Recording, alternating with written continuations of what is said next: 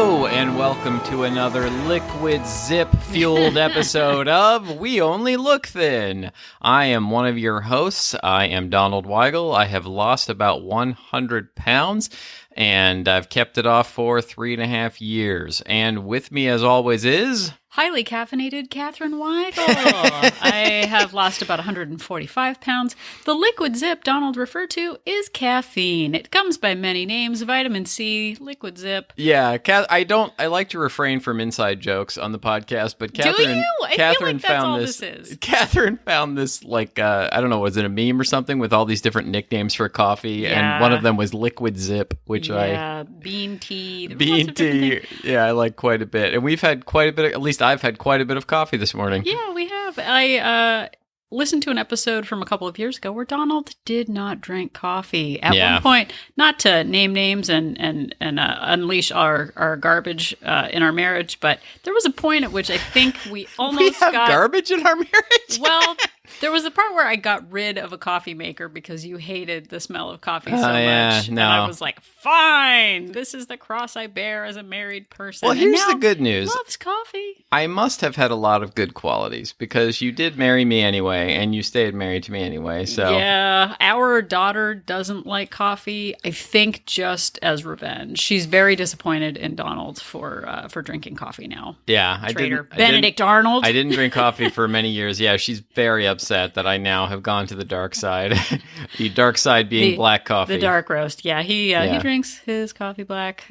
Must be nice. I add cream to mine. That's fine. So now you know everything about coffee. Now you know about coffee. So, welcome to another episode of Things You Don't Want to Hear. Dun, dun, dun. We've done 2 other episodes. It turns out there's a lot of things we have to tell you about that you don't want to hear about weight loss and fitness. Well, and I think, too, starting it with something zippy, liquidy zippy, of like 10. Oh, 10 is manageable. Like, all they have is 10 things. We have no numerical system for the list that we've made. Donald is kind of organized and has some, and there's highlighting. I just have scribble on paper. Yeah. We're well beyond 10 things. I think we might be into 30. I actually don't know. I'm fine with it because we've done like 8 or 9 or so in each episode, and I have like 9 to go. I'm going to combine a couple though because I think this will be the final part of this. But if we said 30 things you didn't want to know, I know. You wouldn't listen to this. Like, no, thank you. You would not listen to this. No, so thank you. We're kind of like those personal trainers who are like, all right, give me one more. And then they're like, okay, one more after that. And then I hate those people. You lose trust. But you know what? It's Monday. If you're listening to this in real time, and you're like, well, they got to tell me something. Maybe they'll make me laugh. I don't know. But see, we said from the beginning that it was an indeterminate number of things that you don't want to hear. I know, but we didn't use that as the subject header for, like, we didn't call this episode like one free puppy. Yeah. And be like, ooh, I get a free puppy. Yeah, that and then it's like easy. 2 free puppies, and you're like, whoa, hold on. That is too many puppies That's for a lot free. of puppies. Yeah, but that's a lot of puppies. We're going to throw some knowledge at you. I think by the time this episode will be airing, I will actually have hit my 4-year weight loss anniversary. Wow. It is kind of shocking to me. That's amazing. Well, okay, here's the thing. Here we go. I feel like the person that I am now, 4 years into maintenance, is very different than the me who just started out. Oh, yeah. The hubris that we had starting a podcast when we were just fresh on the, like, I've lost weight and I know how to tell everybody about that. Right. I feel like I know a lot more now. For sure. And I think I've said this before. I think one of the reasons I wanted to start this podcast was to be accountable. And, I knew if I had to record an episode every week, the podcast would go away if I allowed myself to go back to my old habits. And I think it was sort of almost started in some ways as a trick to myself to keep me accountable for my actions. Well, we had a lot to say about weight loss back then. And I think it is all still true, but it's very interesting to me to see how we've evolved. It's sort of like when we first became parents and I was like the Uber, room mom and tried to do everything from scratch. Yeah. I remember I've told you about the cookies I made where I ate half of the dough. I remember I brought in these cookies into 2nd grade class and all the other moms were like, oh, it's homemade Sally over here. And everybody else just brought Well, and when we started, you were making like caterpillars out of vegetables, for our daughter, and putting little notes in her lunchbox, and we were using like reusable lunch bags, and buying. We would buy these metal water bottles because of being environmentally conscious, and then she would lose a metal water bottle every 2 days, and we were just buying more metal water bottles than we were. I did so much rage eating about all the things she would lose on the playground. Half because I was annoyed because, eco-friendly, but also annoyed because I had to walk around the playground, which at the time seemed really annoying. And now I wish she lost anything, but she doesn't because we're all at home all the time. Yeah, all at home all the time. But I think the point here is that we are still learning, and, Catherine's about to hit 4 years of maintenance. I'm at about 3.5 years of maintenance, and we're still learning. And a lot of the things that are on this list, I don't think the day I hit my goal weight, I don't know if I would have known all of these things. Like a lot of it I've learned in hindsight, going through. Well, and I think too, and this sort of ties into it, I'm not sure when we became parents to an 8-year-old, I'm not sure anyone could have told me, like, hey, you know what? Buy the jankiest furniture you can find for your 8-year-old because they will ruin it. Like they will turn it into kindling. Yeah, we got her this really nice desk, and within a couple of months, she had carved things in it and scratched and drawn all over it. An expensive desk, and I think I listened to the One Bad Mother podcast, onebadmother.com. They talked about how Pottery Barn makes it look like all you need to do is buy all white pillows and furnishings for your child and it will be perfect. And it turns out I should have just bought some cinder blocks and a piece of plywood as a desk instead of she hasn't been in prison, but I think she feels like we're imprisoning her. No, we're definitely her wardens for sure. Etched, the days that she has been stuck in COVID into the desk. And I'm like, well, she's going to college with that thing. So I guess if she wants to carve initials into it or whatever, then I guess that's the desk she has. But nobody could have told me 7-8 years ago. I don't know how long we've been parents. I don't know. I should have etched it into something. Yeah. It's 7.5 years. Okay. Thank you for telling me. But I don't know that people could have told me back then because I just wanted to appear to be a good parent. Yeah. And a good parent buys an expensive desk from something rhyming with schmattery schmarn. But I have no idea what that is. But here we are. Let's pretend that this is your first week in this weight loss rodeo. We're going to tell you some things, and you're probably going to be like, you can't tell me that. Yeah. You don't know me. No. I'm a special, delicate flower. Yeah, I these rules don't apply to me. These things you're trying to tell me that I don't want to hear, well, guess what? They probably apply to you. Now, you're the second grade cookie bringer, and we are the people who know all the things and are kind of jaded, but also funny and also inspiring. So here we go. Here we go. I know, just like before, Donald has more than I do, which is surprising because usually I have a lot to say, but he has a lot more to say. So he's going to... I'm much more negative than you are, so that's why I have more things people don't want to hear on my list. Well, as long as we end with my ender one... as we agree to that, you can say whatever you want, and then I'm going to bring it home. You're going to bring it home. Okay. Bring out the tissues, everybody. All right, so I'm going to do a couple in a row. Okay. I'm just going to do this in order. The first one is you can't hate yourself thin, aka you have to love and forgive yourself.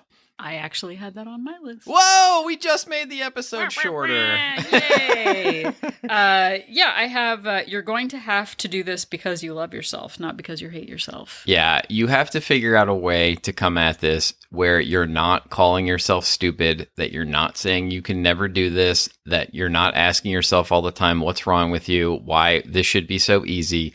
You have to figure out a way to love and forgive yourself in order to make this work. I failed for 41 years and had absolutely no proof that I could be successful at losing weight, let alone keeping it off for 4 years. And I had to do it from a place of mercy for myself. You know what? I don't know if this is going to work, but what I do know is I'm not going to give up. And gosh darn it, it actually worked. And I came at it from hating my physical appearance, hating everything for so many years. And it turns out doing this because you actually loathe yourself. It's not the way to success. Nobody ever wrote the book, How I Hated Myself to Anything. You've got to do it from a place of loving yourself and believing that your body is worth it and that your mindset is worth it. All right. I think since I stole one of yours, I will do 2 in a row now. Again. So my next one is, and in fact, I'm gonna combine 2 of the things that are on my list. My next one is, you are lying to yourself.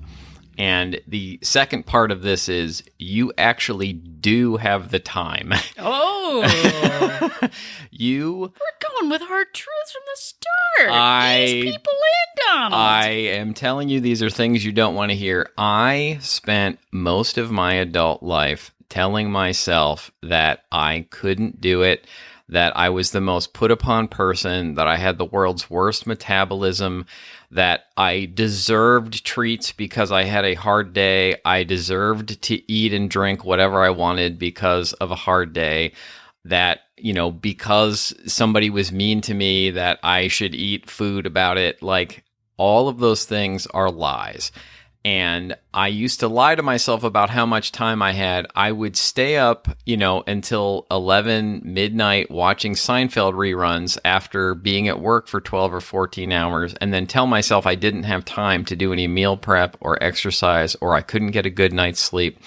And I would make just excuse after excuse after excuse. And it turned out, when I actually tried and decided to care about it, I actually could do it, and I actually did have the time. I was just making the wrong things my priority. Yeah, I remember, I think when you were 35, you told me, well, when you hit 35, you'll just be tired all the time. And that's all, that's what turning 35 means. And I'm a little bit younger. You can't tell. A little bit younger. And I just kept kind of seeing his he suddenly turns 35. It's all I can tell because you're so immature. Yeah, you're not wrong there. But I definitely told myself I don't have the time, the energy, the willpower, whatever. I thought people were just magically imbued with the ability. And it just turns out I just made a lot of excuses. So good. Yeah, somebody quite a bit older than me had told me a story about how they woke up one day and they were still tired, and so they went back to bed, and they woke up and they were still tired, and they repeated this cycle, and then finally they woke up and they've just been tired ever since. And that was at around age 35. And so I just figured that's what happens when you get to be 35. And now at age 51, I feel way better than I ever did, 15, 16 years ago. Yeah, that's a good one. I think maybe you should do one more and then I'll do one. All right. The next one is, every day is not a surprise. Oh, nice one. AKA 365 surprises. AKA if it happens every day, it shouldn't be a surprise. Yeah. If you go to work every day and your coworkers, talk you into going to the Cheesecake Factory, that isn't a surprise. Margarita Monday, Taco Tuesday. It's like every day, Wednesday. All of these things, they're going to happen. You're just choosing not to prepare for them. All of these, out of left field, what was I supposed to do? My coworker brought in cupcakes and I had to eat some or I would have insulted them. What was I supposed to do? Everyone else was going out to lunch. You can choose what you do and what you don't do. And these things are going to come up. That you're going to get invited out places at the last minute. That at lunch happens every day, that dinner happens every day. That you're going to be too tired to do it a lot of times. So you're just going to have to get fast food because you're going to tell yourself you have no other choice. These things are not a surprise. You can, in fact, prepare for them and be ready for them and fit your health and fitness plan into your everyday lifestyle. Well, and I know, too, I used to be in a position where I would go out, in the morning. I go, okay, I've got lots of errands to do. And then magically, I would be starving by 11 a.m. And then I would get impulsive takeout. Oh my gosh, I had no choice. I was so hungry. Who knew that I would be hungry? Yeah. And realizing that I needed to have agency in my life. And I keep some kind of boring, unsalted nuts in my glove box that I can go to and eat, because it's not a surprise that I get really hungry when I do errands. Yeah. If you have a medical issue where your blood sugar is, deeply affected by your eating schedule, it is your responsibility to make time to eat something, to have something on hand in your desk drawer, in your purse, in your glove box, whatever kind of satchel or, whatever. You've got your gunny sack. Let's just keep naming kinds of satchels. But it is your responsibility to advocate for your own health. If you find that you always have an 11 a.m. meeting that goes late and then you're starving and then you make an indulgent choice or your blood sugar is low, putting yourself in a position of eating before a meeting, having something on hand that you can eat that will get you through to the time that you can't eat, it totally matters, because I used to be victim to, I'm overwhelmed, oh, the kids' schedule was busy, whatever. I used to use that as an excuse to overindulge and to get home and be ravenous and hangry and all the other seven dwarves, whatever. But it is your responsibility to take responsibility, and there are no surprises left. Really no surprises left. There's going to be food situations today. Yeah. There's always a food situation. Always. And you should be able to be prepared for it. You're an adult who is capable of hard things, and you can make this happen. Yep. Oh, wait. Do I get to go now? You get to go now. Yay. I'll stop talking. Hold on. Let me just check off the thing. And the audience rejoiced. Hooray. Okay. So here's a good one. I'm going to say it right now. You're not going to be able to win against math. Ooh. Math is math. It doesn't care if you've had a long day. Yeah. It doesn't matter, if someone else is cooking dinner and you're not going to win against math. It is logic. It is science. I know not everybody believes in calories necessarily, but if you eat more calories than you burn, you're going to gain weight. Yeah. And that's it. There's nothing you can do about it. Just because you think you deserve a treat doesn't mean that the calories aren't going to cause you to gain weight. Yeah, and I think I tried to fight against it for a really long time. Oh, well, I've had a long day. I don't want to track. Oh, if I eat this really quickly, then it won't matter. Oh, you know what? If I have a diet soda after I have a Snickers bar, I'm pretty sure that the acid in the Diet Coke will burn away all the sugar for some reason. I'm confident that this is science somehow. Exactly. It doesn't matter if you track it, if you don't track it, if, you avoid the scale, the numbers are going to be there, and math will catch up with you. I think for such a long time, my blood work was good. My cholesterol was okay. My blood pressure was fine. I was twice the weight that I am right now. Yeah. And I fooled myself into thinking that I was healthy because my blood work was fine. That was in my 20s. Fun stuff in your 20s. Math doesn't count. See, my blood work is fine, so it's not. Whatever. It matters. And the longer you go carrying extra weight on your knees, I can't remember what the actual math of that is, but It's like the pressure on your knees, your joints, your organs, it all catches up. Yeah, it's like every pound you weigh creates an extra 5,000 pounds of pressure on your knees. Now, I forget what it is. Sure, but it's substantial. It is significant. And I can say that, BMI doesn't matter, man. You know what? I was twice as much as I am now. I was not big boned. Yeah. I ate all the time. I know we said in a previous episode, I was easily eating 4,000 calories a day, and I was maybe getting in 1,000 steps a day. Yeah. It doesn't matter what chart you look at. I was unhealthy, and I didn't own it because I thought I was fine. I thought I was normal. Looking back at pictures now, looking at how many times I demanded that strangers take pictures of me from the chin up, and if they even got so much as part of my torso in. Oh, yeah. I avoided the truth for so long, and I am grateful now that I am owning my choices. Speaking of things that almost, caused us to get divorced, I took a full body picture of you once at a friend's wedding, and you were so angry at me when you saw the photo and my refusal to delete it. Okay, but here's the thing. It wasn't a full body photo, exactly. We can post it on the internet and people can decide. I was like mid-walk, tongue half out, like mid-stride, like half blinking. And he's like, I capture the moment. I'm like, you're going to capture a divorce lawyer if you... I'm so mad about it right now. Yeah, still mad about the full body picture. I think if you asked yourself, you would know the real reason why you didn't like it. Look, as someone who is actually a photographer, I go to great pains to make people look good in photos. All right. And you pulling... Right. No. This is our anniversary weekend. This is coming out. We're going to make it to 23 years. It was such a bad photo. And that's I all think you I need to did know. actually delete it, though. You were like, I'm sharing it with everybody from the wedding. I'm like, well, we almost didn't make it to 23 years. But we did. All right. I'm going to unearth some bad truths also about our wedding also. Okay. All right. Is it my turn again? It's your turn. All right. So I think this one is not the next one on my list, but it ties into what you were just talking about. And that is you have to track something. And probably you have to track lots of things.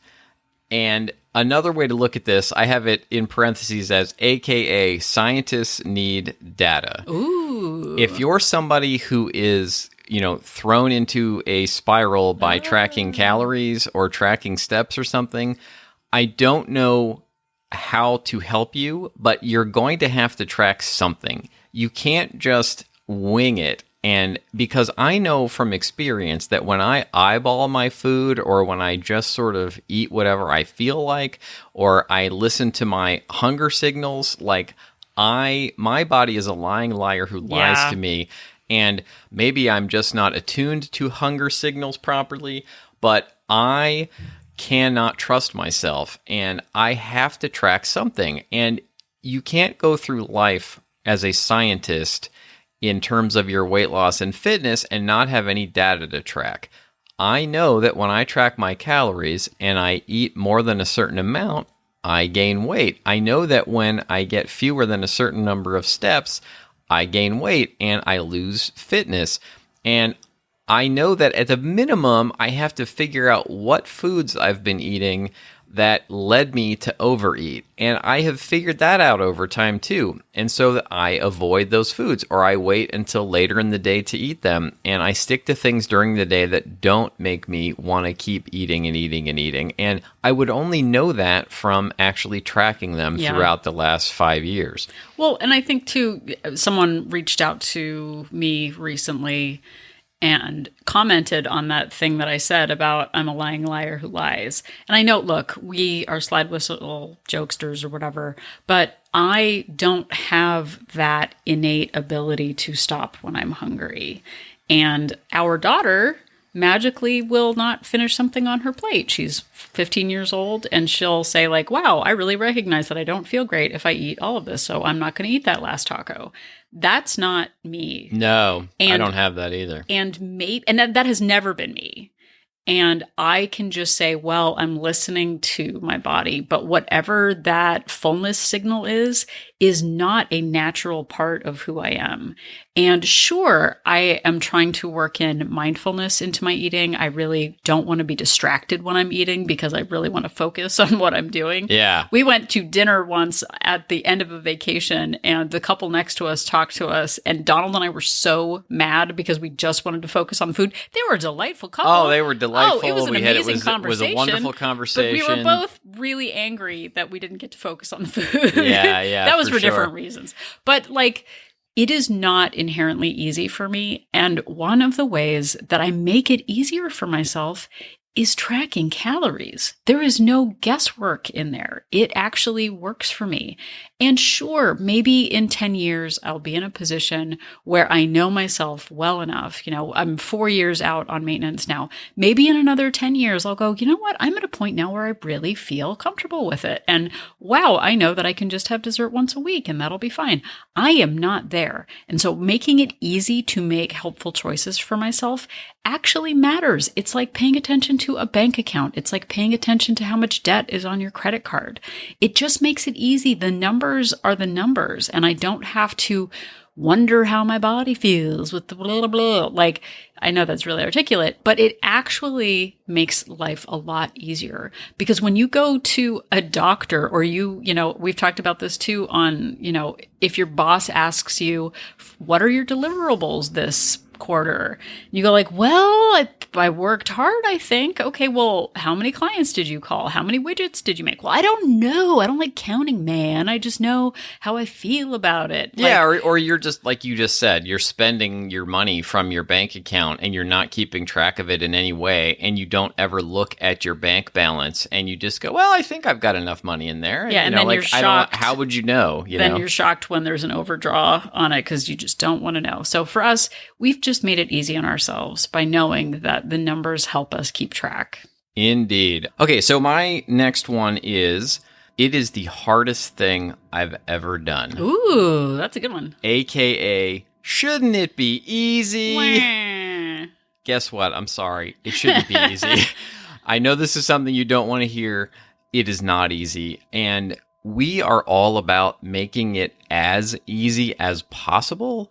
But there is no weird trick. There is no like, can I just do nothing, like diet and exercise plan? Like, you have to do something, and you have to do a lot of some things. And I hate to have to tell you this, because I just wanted to, be able to take extra naps and wake up and be fit, or pray to the health and fitness fairy and have him or her just magically. I would always say, I'll be good if if you could just make me thin, like right now. It's not going to happen. And it doesn't have to be the most miserable thing you've ever done in the world. I have built my plan around avoiding doing things that I hate. I try and make it as pleasant as possible, but it is still the hardest thing I've ever done, and it continues to be the hardest thing I've ever done, but it is also the most rewarding thing I've ever done. Well, other than getting married. It's okay. I can't believe you recorded that podcast. You didn't even say that our marriage was the most important thing. Exactly. So I know that is something you don't want to hear, but there, you've heard it. So, and here's a follow-up to what Donald just said. It doesn't matter if someone else makes it look easy. It doesn't matter if somebody gives up soda and loses 50 pounds. It doesn't matter if one person has one weird trick and it happens quickly for them.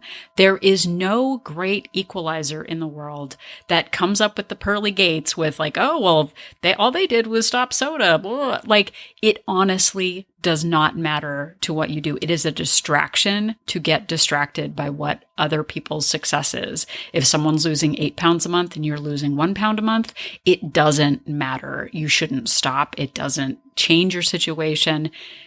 Not everybody, like, I think sometimes people say, well, they have it easy. Well, if they didn't have kids, they've got more money than I do, whatever. If you just keep comparing and looking over into someone else's yard to see what they're doing and how easy it is, well, there's got to be something that they're not telling you that's bad for them.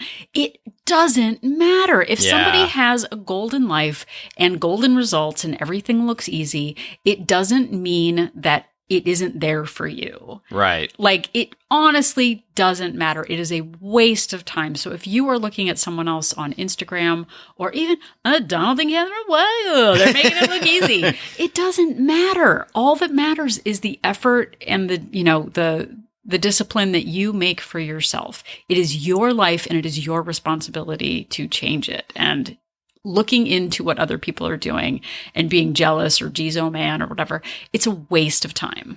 And if you've ever thought to yourself that Catherine and I make this sound or look easy, it isn't. It really is not.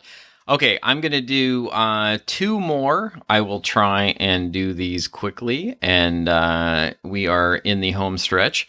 The next one is, and this is one of my pet ones, all movement counts. Ooh, nice. And that is AKA, if it's not real exercise, why should I bother? And I have discovered, and look, I know that exercise is exercise. If you want to go to a gym, if you want to work out with a personal trainer and get super fit, that is fantastic. But I fell into the trap over and over and over again of telling myself, if I'm not going to a gym, if I'm not lifting a weight, if I'm not using some fitness machine, if I'm not, running, doing something that I hate, it's not real exercise. And I ended up losing 100 pounds by doing essentially zero, in air quotes, real exercise. Yeah. No cardio, no. All I do is track my steps, and I increase them and increase them.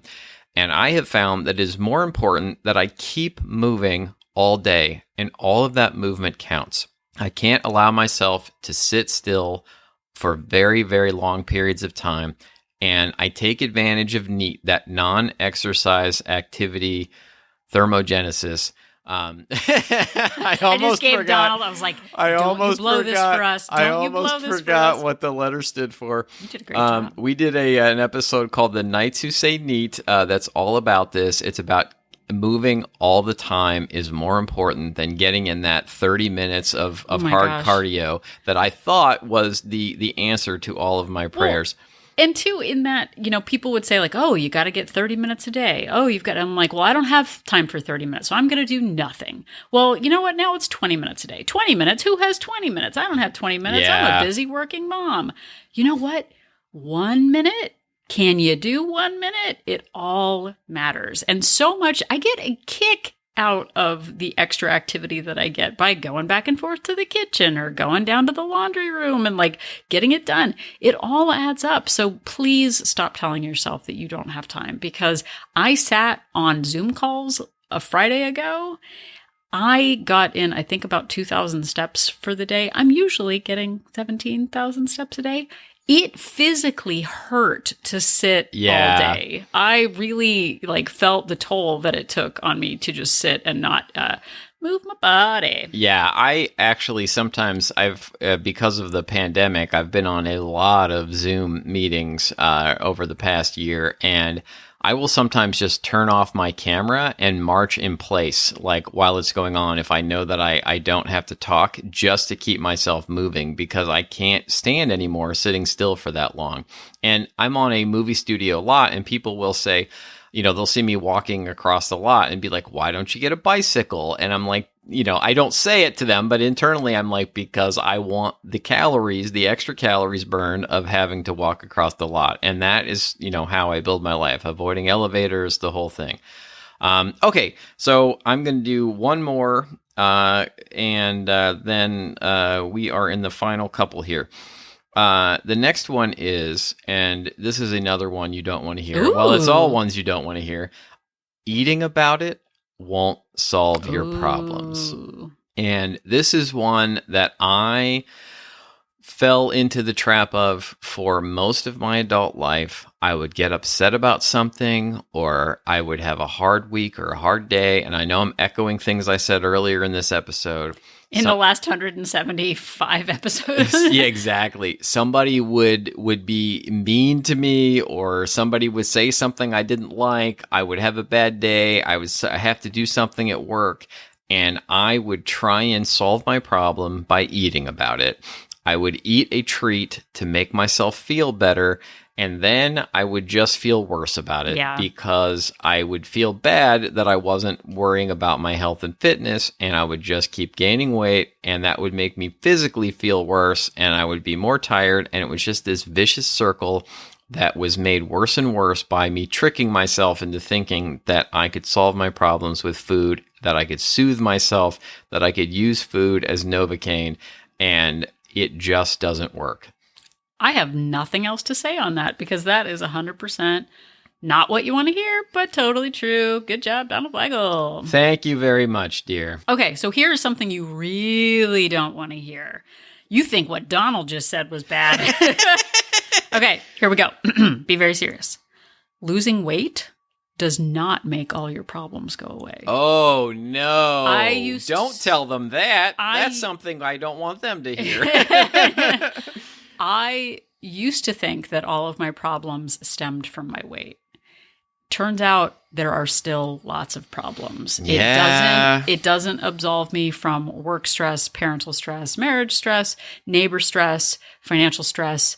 Stress still happens. But you know what? I've learned not to eat about it and drink about it, and that makes life better. But just thinking that there's this perfect endpoint where everything, the skies open up, there's golden light everywhere, you cross the finish line, suddenly all your relationships are mended, your family issues, your boundaries. Doesn't make me better at saving money or, curbing my spending habits. It does give me a much brighter outlook on life. I will say that. It has improved the quality of my life dramatically, but it definitely has not solved all my problems. But I still manage depression. I still manage anxiety. Yeah. Parenting is its own thing, which we're not doing a podcast on parenting, but that's a lot, everybody. Yeah, it doesn't fix my personality, it turns out. But we're still the same people, but our outlooks are so much different. So everything has changed and nothing has changed.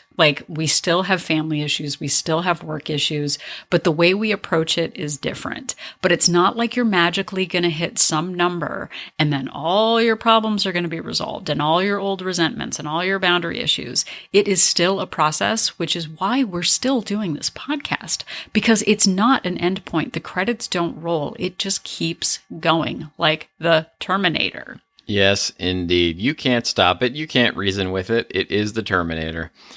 All right. I think we are, after 3 episodes, at the final one on my list. Ooh, nice. Yes, and then Catherine is going to bring it home. All right. My final one is you can't wait until Monday to start. You need to start right now. And I know we've brought it up on this show before, but there have been lots of studies showing that if you wait till Monday, and Monday doesn't have to literally be Monday. It could be, I'm going to wait until after this event that I have coming up. I'm going to wait until after this project that comes up, because there will always be another thing that is going to stop you and that is going to cause you to put it off.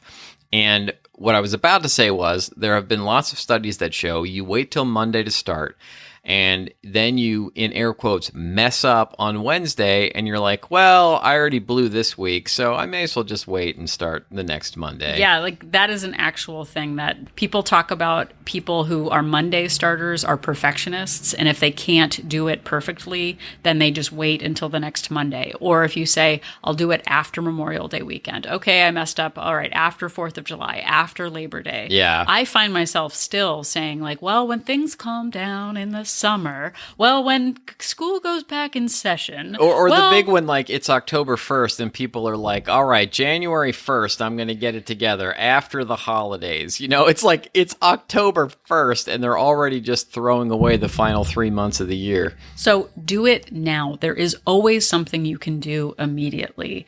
And we waited decades for the perfect circumstances and the perfect job and the perfect whatever, and it never came. Until diabetes came, and then it forced me to do something.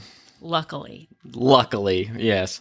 All right, I think this is it. This is it. All right, dear. The final thing you people don't want to hear. All right. Bring us home. You should be sitting down for this. Okay, I'm sitting down now. Okay, good. My final thing that you don't want to hear is that I can't care more about your weight loss and health than you do. Oh, no. I know firsthand that other people wanted me to be healthy, wanted me to try plans, wanted me to lose weight. Parents wanted to sign me up for Weight Watchers, wanted to give me green smoothie ideas. I wasn't ready for the message. And sure, their approach might not have worked, but after 170 whatever episodes that we've done, I want you to take responsibility for your life and your circumstances and your food choices. Oh, yeah. I want you to find the success and the focus that I have found. But what I can't do is care more than you do. If you can't find 5 minutes a day to care about yourself, if you have heard these 30 different or whatever, how many suggestions that we've given you after 175 episodes, if you still can't figure out a way to jump into the program with analysis paralysis or gosh, what, I'm still not exactly sure what to do. There is nothing that we're going to say that is going to get you there. You have to actually care about your mental health and your physical health more than I do. We have so many people who still, after all this time, are still kind of circling the drain on, I'm still trying to figure out exactly what I'm going to do. Or, you bring up some good points, but I really, I don't eat that many different foods. I'm special and different because here's my circumstance. If you don't wake up and say, I have got to change something, I am killing myself with my current habits, you have got to show up with that passion and that anger and that drive to say that I am not going to give up on myself. I still see people who sort of sit back and are like, okay, well, I've heard all this Walt stuff and, what are you bringing to me? I'm not really getting much out of it. Fine. That's great.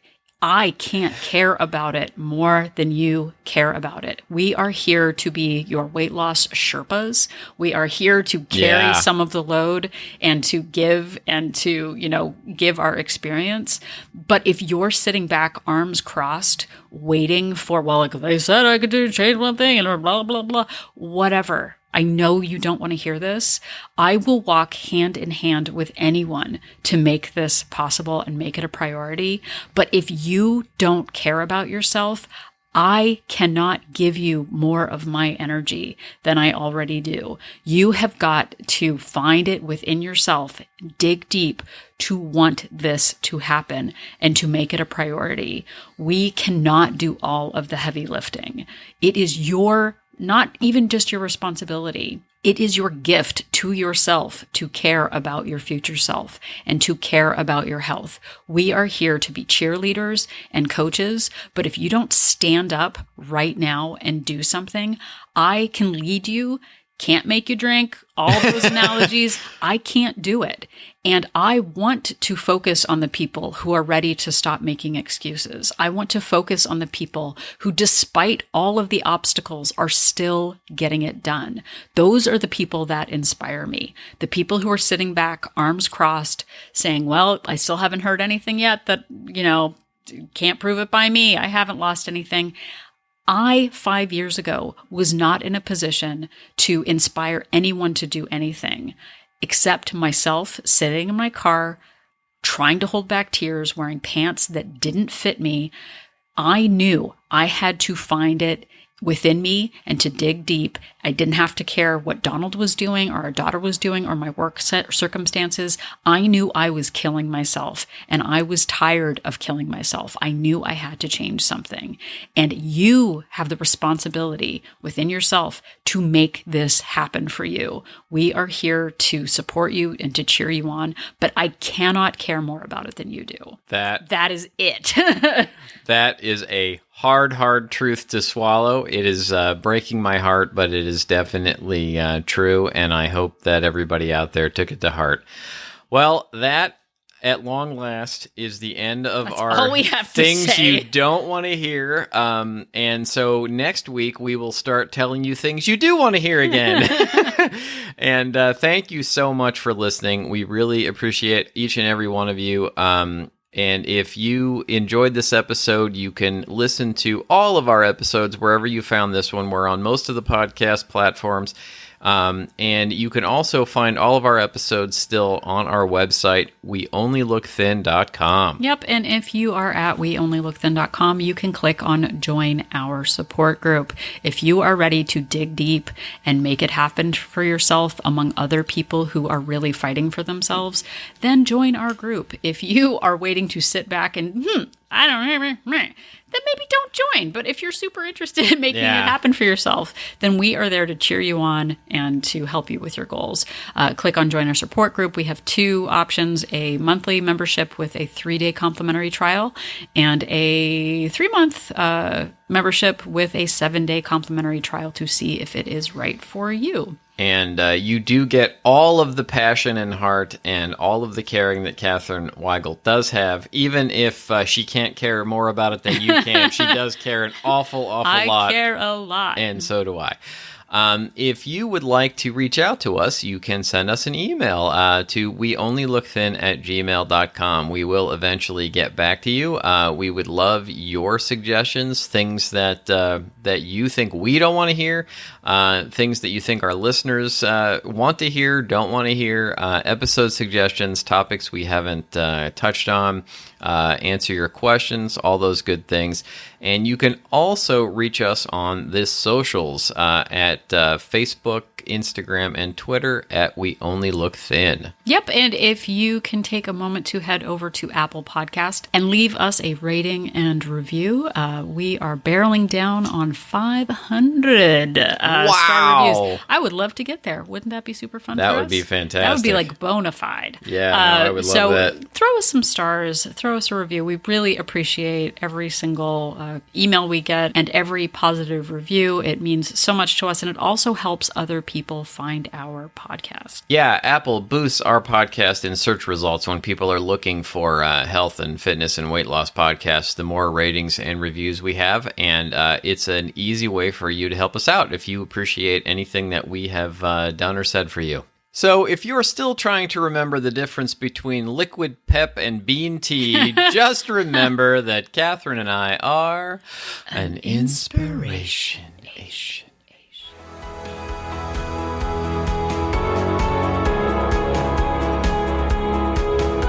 The information that you hear on this podcast is for informational purposes only. The hosts are not medical professionals.